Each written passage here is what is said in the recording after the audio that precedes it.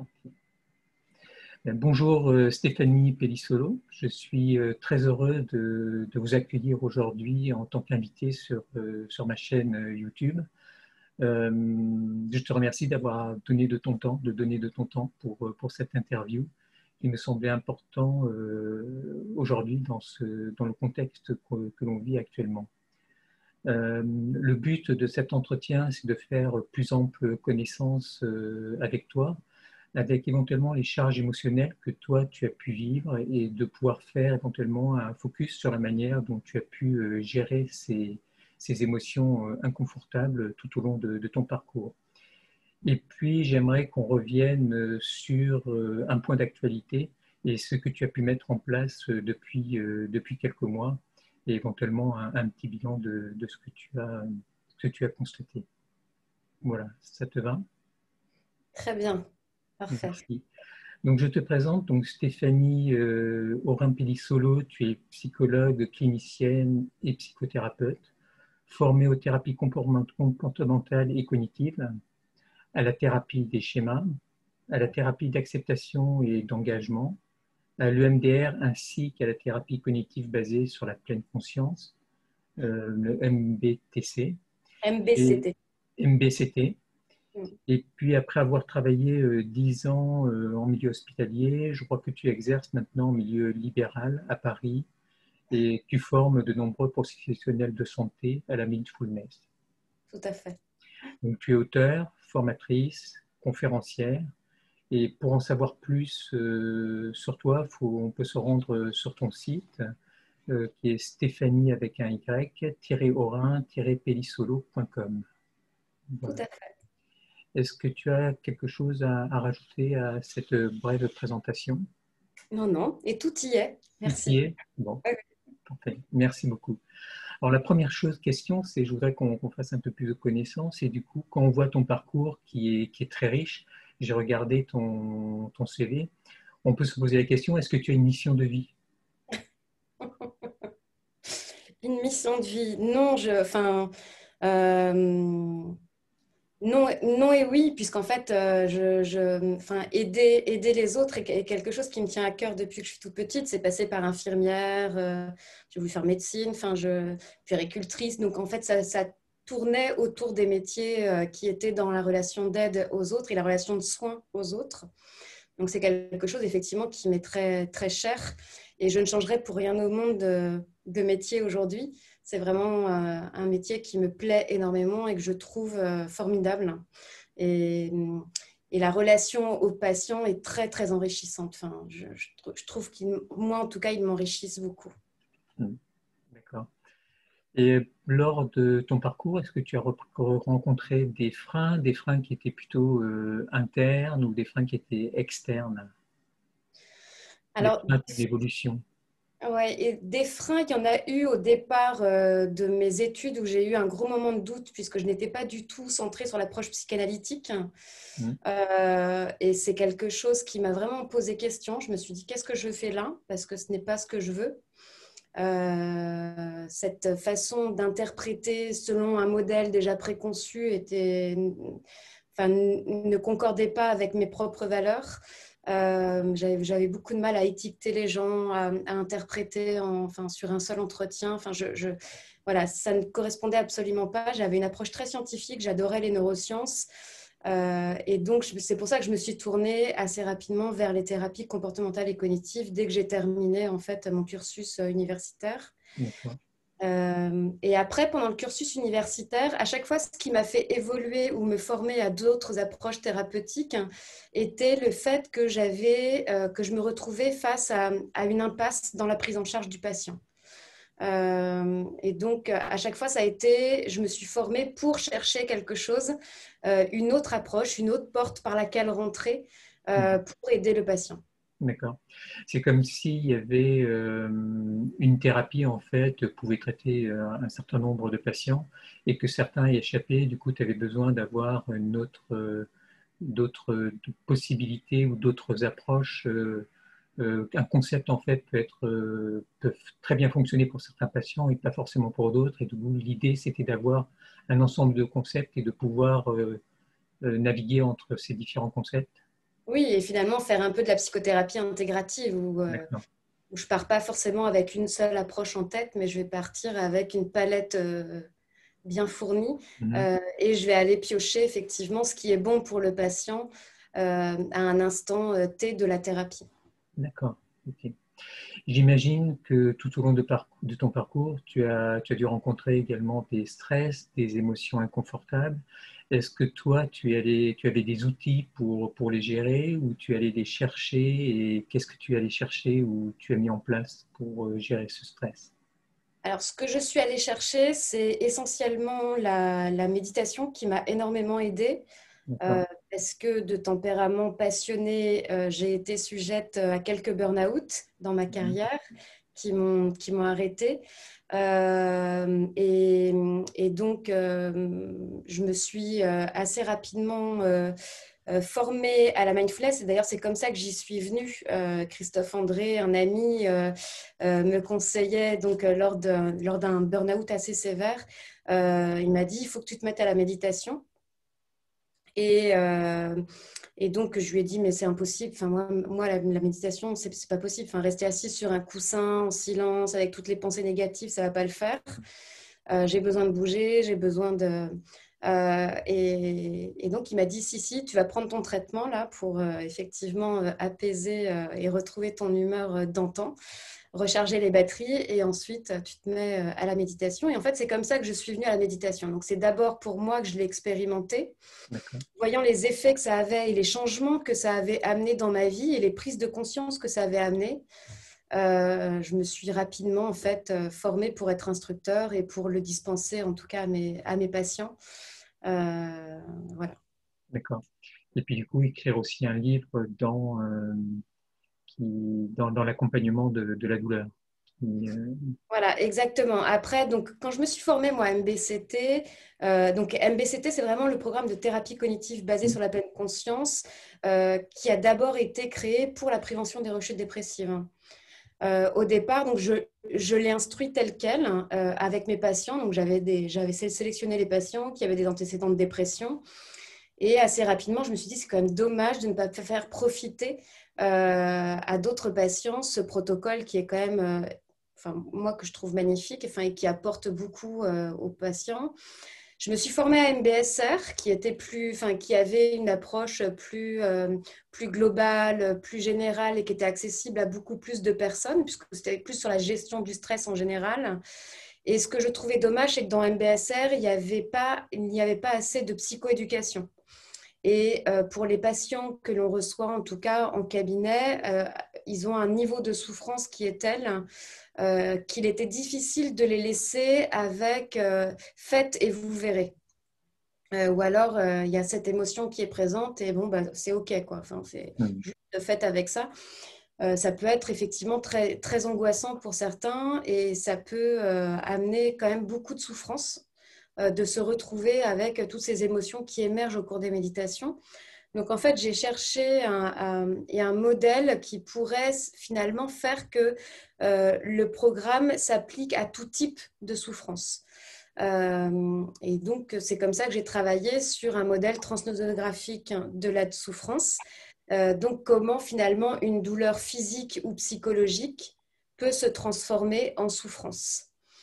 Et en fait, ce sont exactement les mêmes mécanismes qui vont transformer la douleur physique et psychologique en souffrance.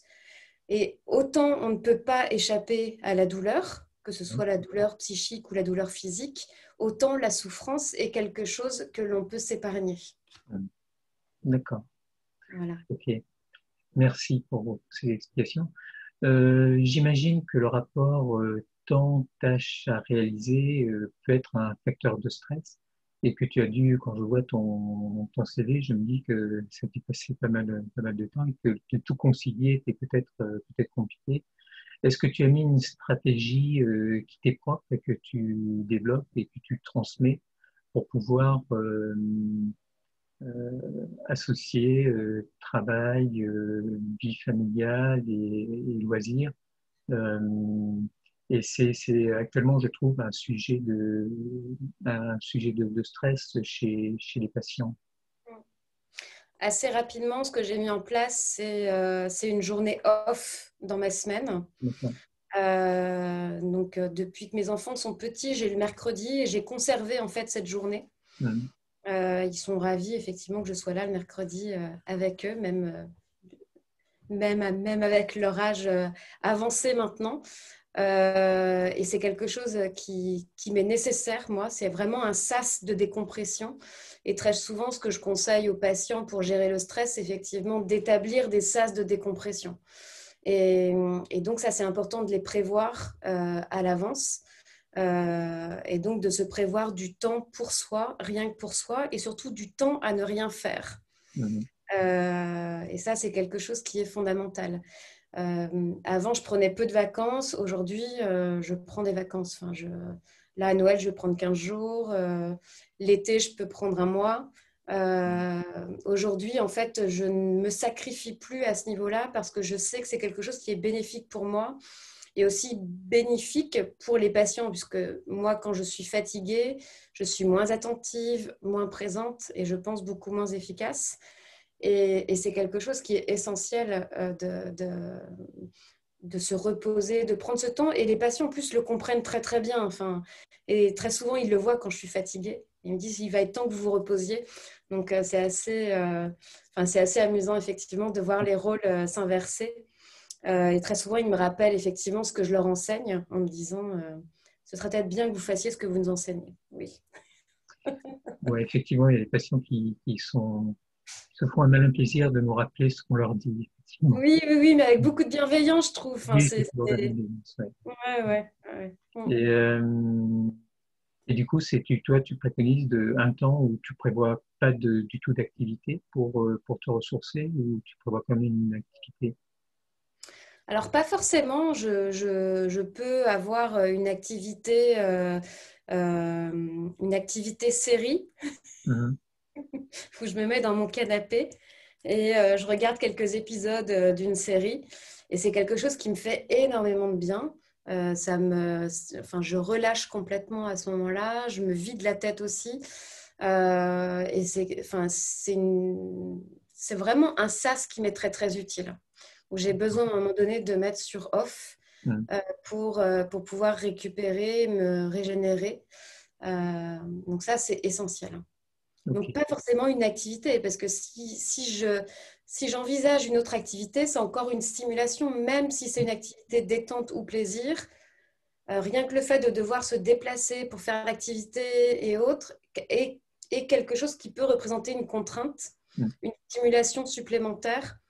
Et en fait, je trouve qu'avec le rythme de vie que l'on a, tout devient contrainte assez rapidement et qu'il est important justement d'avoir des moments où on n'a aucune contrainte. Les vacances, pour moi, c'est des vacances où on ne programme rien et où tout est vu moment après moment. Mhm. Les vacances où on programme la visite de telle chose, alors ça, c'est... Non, non, ça, c'est pas possible. Enfin, je ne peux pas et voilà, je crois qu'on a besoin de moments où on est libre de faire ce que l'on a envie de faire moment après moment. D'accord. Ok. Est-ce que au cours de ton parcours, tu as bénéficié d'influences, de rencontres qui t'ont poussé dans un sens ou dans un autre et qui ont fait que ton évolution a été telle qu'on la découvre aujourd'hui? Oui, alors il y a dans le parcours de mes... Alors il y a tout d'abord et avant tout ma prof de philo de terminale. C'est par là que ça a commencé. Je partais dans des grandes discussions avec elle et puis j'allais à des conférences sur la respiration holotropique avec Stanislas Grof. Mhm. Et donc, elle m'embarquait dans ces conférences et on passait de longues soirées à discuter de toutes ces approches. Et ça a été une rencontre qui a été vraiment déterminante dans ma vie. Et ensuite, à la faculté, j'ai fait des études à Angers, j'ai fait aussi des études à Bordeaux. Et en fait, à Angers et à Bordeaux, les études de psychologie étaient très tournées vers la psychologie expérimentale et vers les neurosciences. Et c'est quelque chose vraiment ça qui m'a passionnée. et qui m'a amenée ensuite justement vers les thérapies comportementales et cognitives, vers le MDR ou vers d'autres pratiques autres que la psychanalyse. En arrivant sur Paris, effectivement, j'ai été très déçue parce que dans les facs parisiennes, c'était encore très, très psychanalytique. Mm. Et après, ça a été les rencontres lors de mes stages. C'est-à-dire que je suis allée sur des stages à Robert Debré, à Fernand Vidal, où j'ai côtoyé des gens qui étaient formés aux thérapies comportementales et cognitives et qui m'ont justement ouvert à ça. Puis ensuite, il y a eu la rencontre avec Christophe André qui a été assez déterminante. C'est lui qui m'a... Enfin, j'ai été stagiaire dans son service pour être formée aux thérapies comportementales et cognitives parce qu'à l'époque, il ne pratiquait pas encore la méditation. Donc voilà, et donc ça a vraiment été une rencontre assez déterminante et il m'a orientée, enfin il m'a souvent guidée vers de nombreuses de nombreuses voies au niveau thérapeutique. D'accord.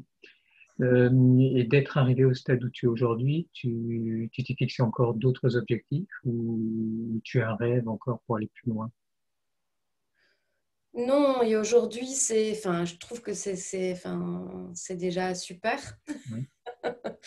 Et là, ce que j'aime vraiment, c'est transmettre. Donc, je fais beaucoup de formations, que ce soit à l'Association française des thérapies comportementales et cognitives. J'ai monté un DESU aussi de méditation avec Paris 8.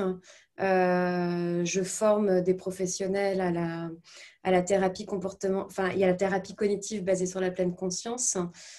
Et l'enseignement est quelque chose qui me passionne. Et, et voilà, enfin, je crois que je suis là où je suis après, on verra au fil des années, au Mm. fil des rencontres, au fil des opportunités. Enfin, Tu aimerais faire que de l'enseignement ou tu voudrais garder toujours une partie consultation?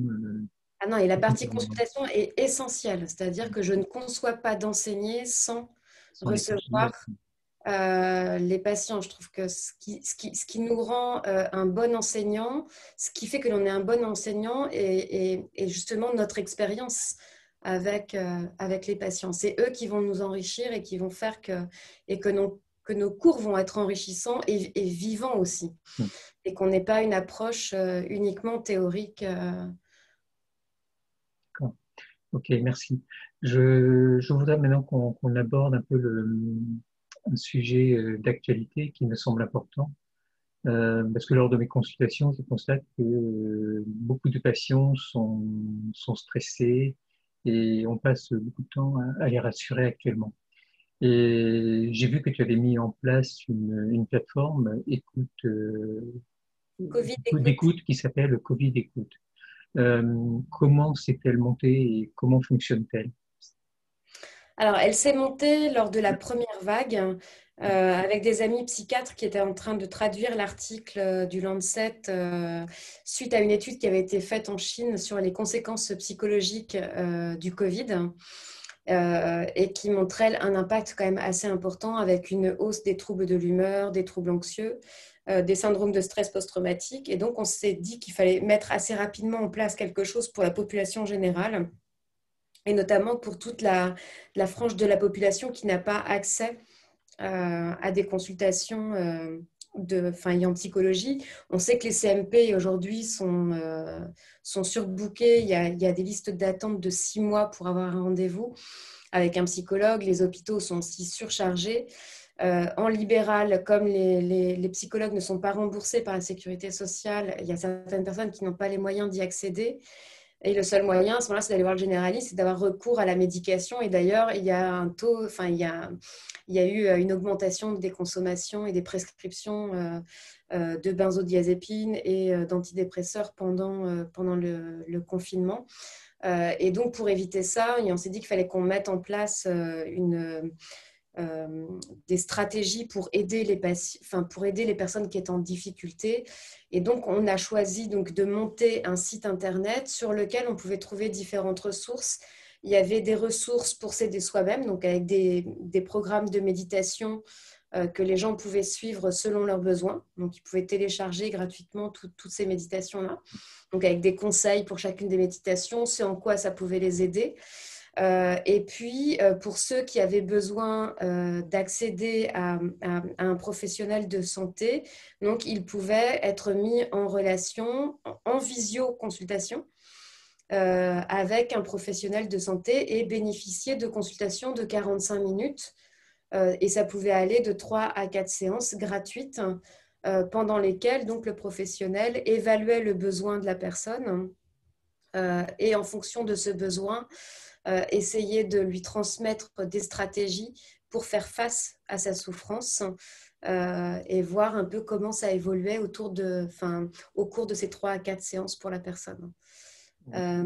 Donc, c'est quelque chose qui a très, très bien marché. Il y a eu plus de 1450 consultations au cours du premier confinement. Ça s'est arrêté 15 jours après le déconfinement. Les gens, en fait, n'en avaient plus besoin. Il y avait une baisse de la fréquentation. Et là, lors de la deuxième phase de confinement, on a vu réapparaître effectivement une souffrance encore très, très importante, même plus importante que lors de la première vague, avec vraiment un sentiment de désespoir. Donc là, on dépasse la tristesse, hein, on va vers des sentiments beaucoup plus forts, où les gens n'y croient plus, les gens sont vraiment désespérés de cette situation. La situation économique est quand même très, très, très critique. Et donc, on a remis en place... alors, pas la plateforme, puisque là, ça prend une autre tournure. Là, pour l'instant, on a juste un annuaire sur le site de thérapeutes qui dispensent des consultations gratuites pour les personnes qui en ont besoin.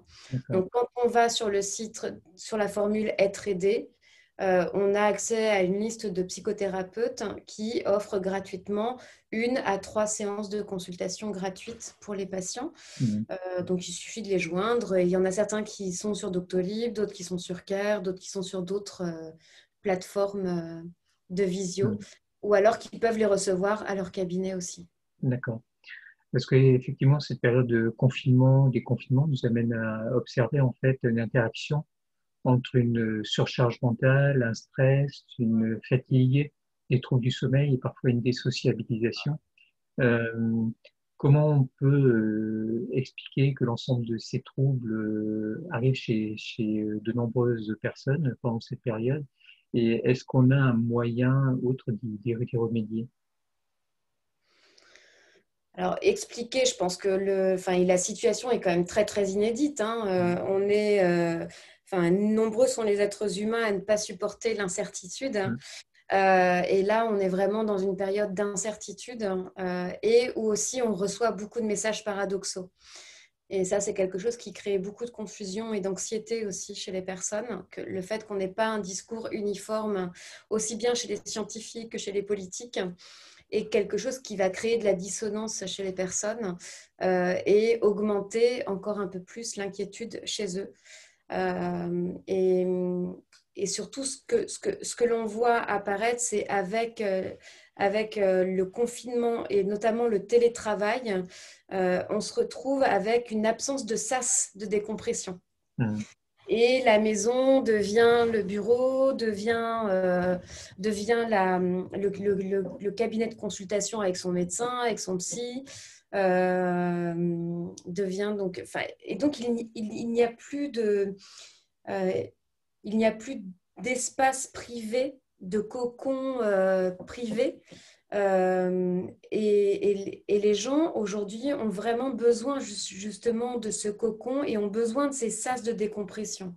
Et très souvent, ils enchaînent effectivement tout ce qui est travail domestique à la maison, s'occuper des enfants, s'occuper de faire à manger, faire tourner une lessive, enchaîner avec les réunions. Il n'y a plus finalement de transition entre ces moments-là. Et ça, c'est quelque chose qui crée beaucoup de tensions et beaucoup de charge mentale, justement, chez les personnes. Et ce qu'on observe aussi, c'est vraiment une démotivation. C'est-à-dire que les gens, là, ne veulent plus bosser en télétravail.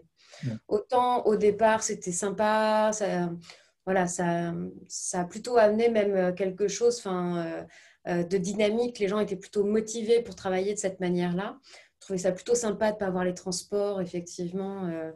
de ne pas avoir à affronter les transports, de pouvoir rester chez soi, trouver ça plutôt confortable. Et là, en fait, on assiste à un revirement complet finalement de situation où les gens souffrent du fait de tout enchaîner euh, euh, et de ne plus avoir ces phases de transition et souffrent aussi de ne plus avoir le contact réel avec les collègues. Là, ils ont vraiment besoin de retrouver leurs collègues, de prendre des cafés avec eux, de discuter avec eux, de pouvoir échanger autre qu'à travers un écran. Là, ils sont épuisés, lassés de ça. Et il y en a beaucoup qui sont dans la perte de motivation et la perte de sens aussi Mm. par rapport à ce qu'ils font. Il n'y a plus de Ouais. sens. Ils n'arrivent plus à trouver de sens à ce qu'ils font. Il y a une recherche en fait de nouveaux liens sociaux Ouais. et de se reconnecter avec les gens. C'est ce que je Ouais. constate. Ouais. Mm. Ouais, tout à fait. Est-ce que tu penses que cette période va permettre de nouvelles approches ou de développer de nouveaux concepts d'accompagnement des personnes qui ont été impactées ou on va rester dans les mêmes domaines?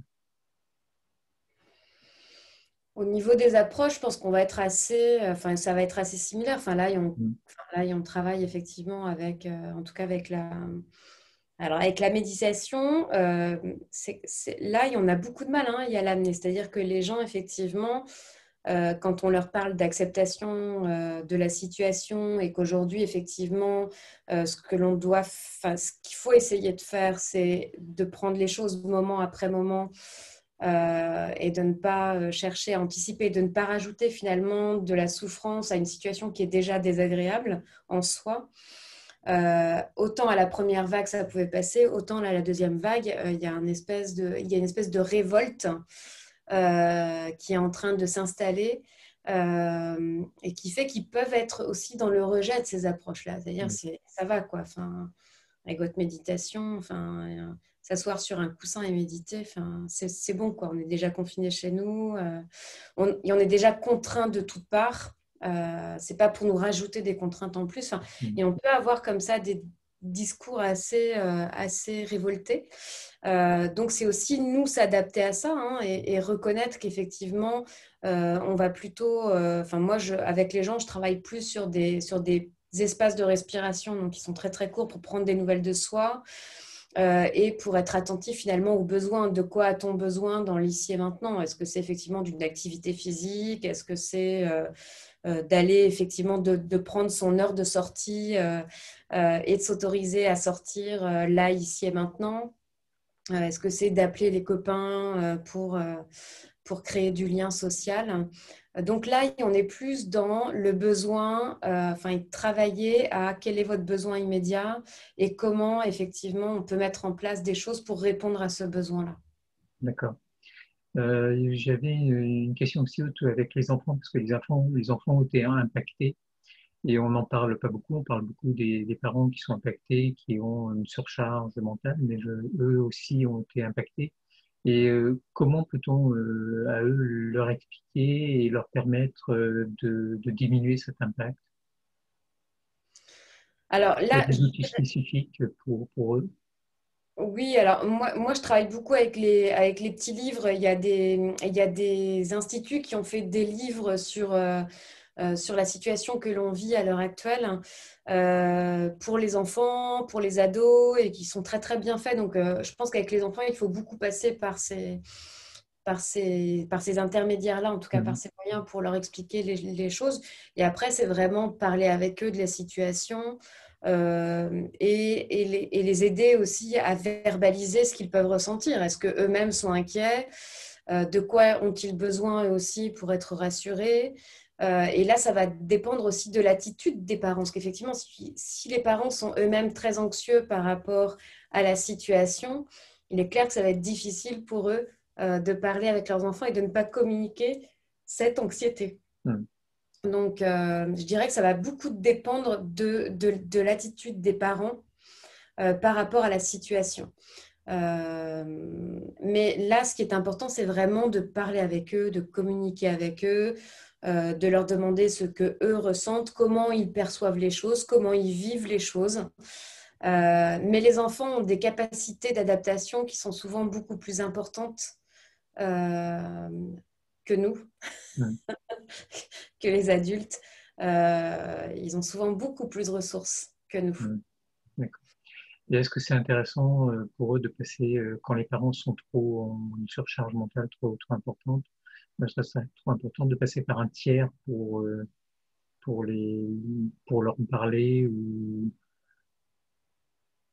Ah oui, oui, oui, oui, oui, non, mais ça, il ne faut pas hésiter éventuellement justement enfin, et de solliciter un professionnel éventuellement de santé, un psy ou de passer par un autre tiers. Hein. C'est aussi en faire part à l'école et voir ce qu'à l'école on peut leur transmettre justement de cette crise sanitaire, de ce que l'on vit et de pouvoir en parler ensemble. Et ça, c'est quelque chose aussi qui est très rassurant.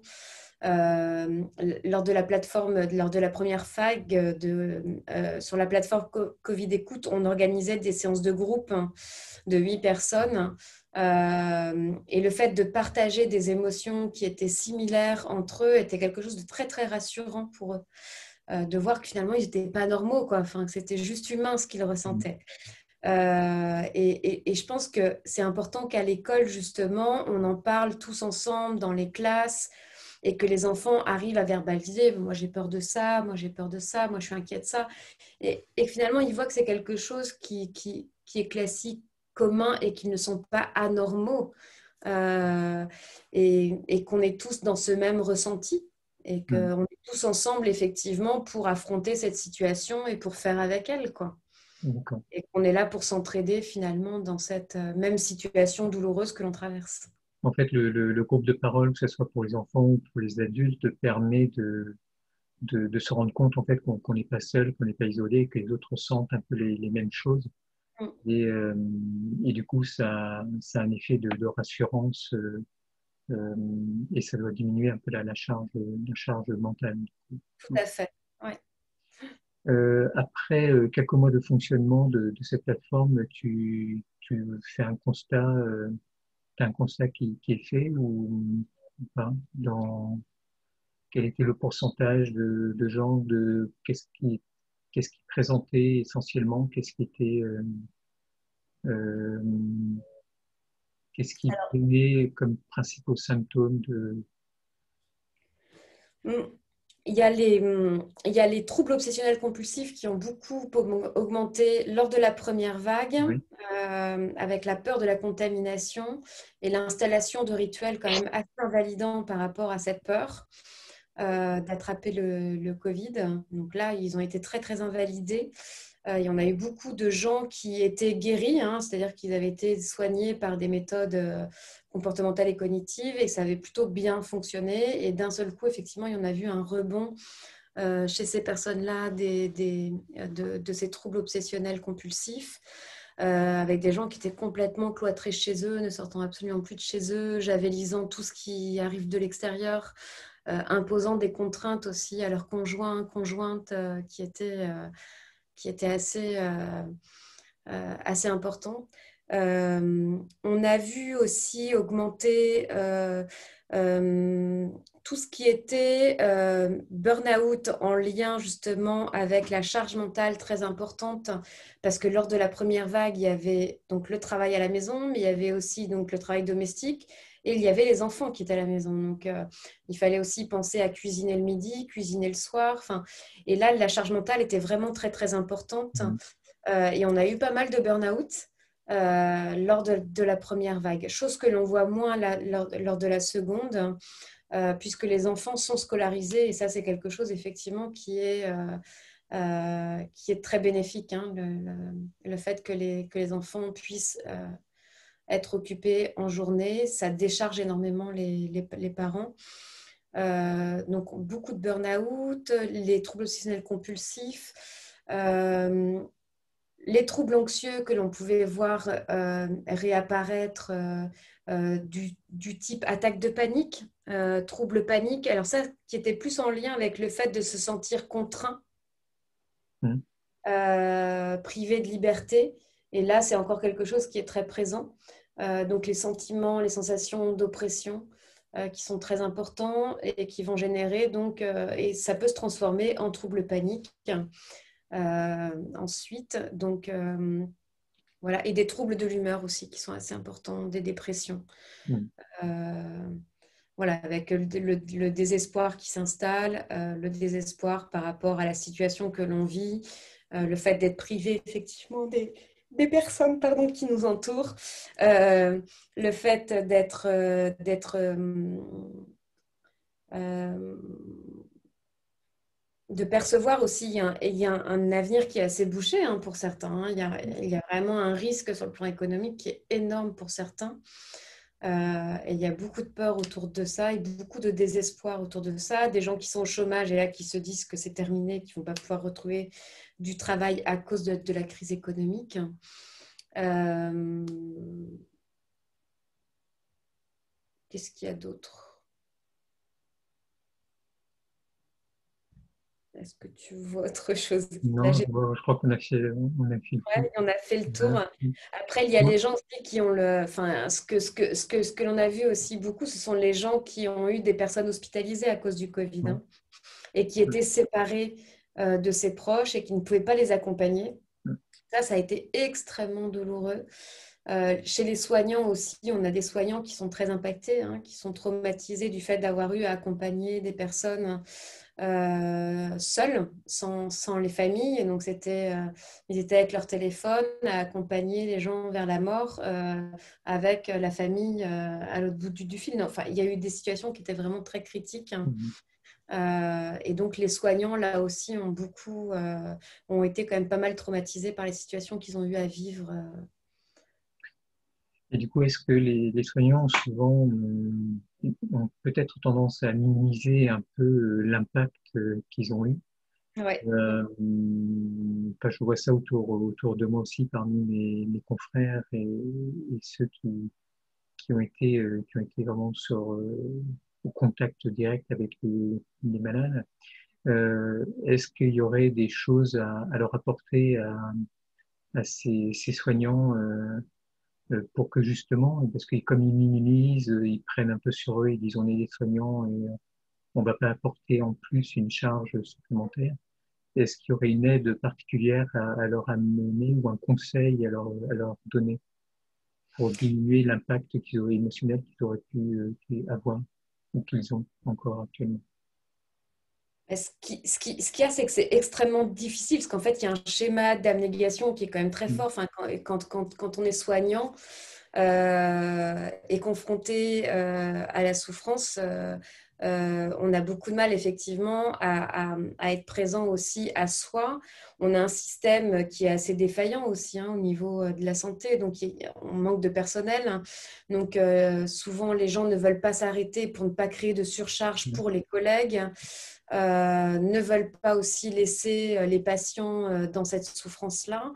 Et ce qui fait qu'ils vont s'infliger des charges de travail qui sont très très importantes jusqu'à dépasser complètement les limites.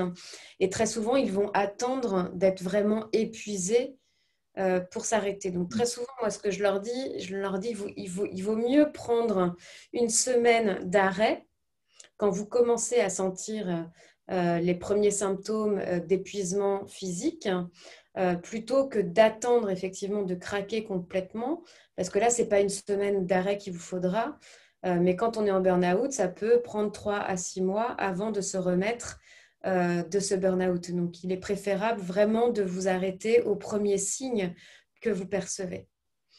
Et donc, voilà, j'insiste vraiment sur le fait qu'ils arrivent à être attentifs aux tout premiers symptômes et qu'ils mettent en place quelque chose assez rapidement euh, et ne pas attendre vraiment un état critique pour le faire. Mm. Et ce qui pourrait être mis en place, c'est uniquement l'arrêt ou bien par exemple, les deux groupes de parole de soignants ou de groupes de pairs, de choses comme ça pourraient être bénéfiques pour eux, tu penses? Alors, les groupes de pairs, pour l'instant, on n'en est pas trop. Enfin, je crois que pendant le premier confinement, il n'y a pas eu énormément de groupes de pairs qui ont Non. été faits. Je pense que ce qu'il faudrait, c'est que ça vienne de l'extérieur et que tant que ça viendra de l'intérieur du système, je pense qu'ils auront beaucoup de mal à aller vers ces groupes de parole. Ouais. Parce que moi, j'ai tenté d'en mettre un et c'était très compliqué. Ouais, ouais, ouais. Oui, oui, et je pense que là, il faut. Alors, je pense que les prises en charge, ils sont plus à l'aise sur les prises en charge individuelles, Mm. qu'il faut les laisser venir et qu'il faut leur permettre d'accéder il y a un système qui est externe au système et que tout ce qui vient de l'intérieur, je pense qu'on aura beaucoup de mal effectivement à les mobiliser. D'accord. Ok. Si tu avais un conseil à leur donner, c'est s'arrêter. Dès qu'ils ressentent les premiers symptômes, prendre du temps pour pouvoir désamorcer un peu le mécanisme qui est en train de s'installer. Ouais, ça c'est vraiment quelque chose qui me paraît fondamental, quoi. Ouais. Qui est compliqué aussi pour le soignant parce qu'il il s'arrête jamais, il est toujours dans je vais tenir, je vais pas mettre de surcharge, plus de travail aux autres et c'est quelque chose qui est compliqué. Ah oui, oui, c'est extrêmement compliqué, effectivement, pour nous, hein. En plus, c'est un travail qui apporte beaucoup de renforcement positif, c'est-à-dire que soigner les gens est quelque chose qui est très renforçant, hein. Donc, c'est piégeant, finalement, et quand on travaille dans le domaine de la santé. On peut très rapidement, effectivement, se laisser prendre à ce jeu-là. Et c'est important vraiment d'être attentif à nous et d'être attentif effectivement à notre état aussi, puisque quand on craque, effectivement, on va généralement jusqu'au bout. Et on a une capacité à endurer qui est assez importante. Et donc, quand on va au bout, c'est vraiment qu'on est au bout. Et donc, ça peut être assez grave. Et ça peut mener à des burn-out. On est vraiment dans je ne supporte plus aucune stimulation. Donc, on va mettre un certain temps avant de se remettre de cet état-là. D'accord. Toi, tu as été impacté par ce phénomène? Ah oui, oui, oui. Oui, oui, c'est quelque chose Oui. que je connais bien. Oui. Et C'est du coup, quelque chose tu as mis des mesures de protection. Ah oui, oui, j'ai mis, donc, c'est pas, avant, je pouvais bosser 6 jours sur 7 avec 2 enfants en bas âge, enfin, c'était du grand n'importe quoi. Donc, et il y a un moment où, effectivement, donc, ça a été une journée, je m'arrête, après, c'est j'arrête de travailler le week-end, je prends les vacances, et je fais attention, effectivement, à mon rythme de vie. Je n'enchaîne pas une journée de 8 heures du mat à 21 heures de consultation, je prends une pause de 2 heures le midi. Enfin, il y a plein de choses comme ça que j'ai mis en place et qui ont été nécessaires effectivement pour prendre soin de moi et pour veiller à ne pas retomber dans ce cercle infernal du burn-out. Et effectivement, à chaque fois qu'il y a une cause, il y a au moment du Covid et de la mise en place de Covid Écoute, j'étais encore pas loin effectivement du burn-out parce que je travaillais, j'avais mes patients et en même temps, je mettais en place effectivement ce site. Euh, et donc, à chaque fois, c'est limite, limite. C'est-à-dire qu'on a un mode de fonctionnement, on a un schéma qui va se répéter et qui est très piégeant. Donc, enfin, et ça nécessite de notre part une attention de chaque instant à nous-mêmes, quoi, pour ne pas retomber dans ce piège. D'accord. Merci. Est-ce que tu as une actualité prochaine, une échéance particulière? Je sais pas, un livre ou des conférences Non, non, là, je suis plus sur des formations, sur les formations. Et puis, écrire un livre, c'est quelque chose qui prend beaucoup de temps chez moi, ça mature. C'est-à-dire que j'ai des idées en tête. Mhm.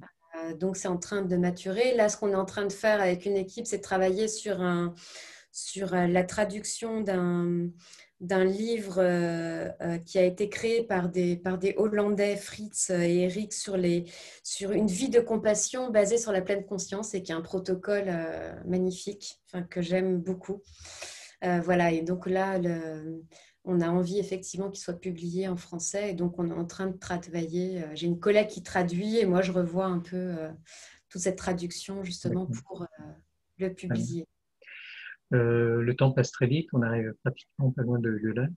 Est-ce que tu voudrais rajouter quelque chose à la fin de cet entretien? Non, juste prêter attention à vous et je sais que c'est pas simple hein, euh, pour le vivre moi-même et l'expérimenter moi-même. Je sais que ça demande effectivement une attention de chaque instant, mais c'est quelque chose qui est possible, quoi. Donc, merci beaucoup Stéphanie Pellissolo du temps accordé pour cet entretien qui était riche et en enseignements. Et j'espère que tout le monde y trouvera son compte. En tout cas, merci beaucoup et de ta générosité, de cet échange. Et Merci puis, belle journée à toi et à très bientôt. à toi aussi.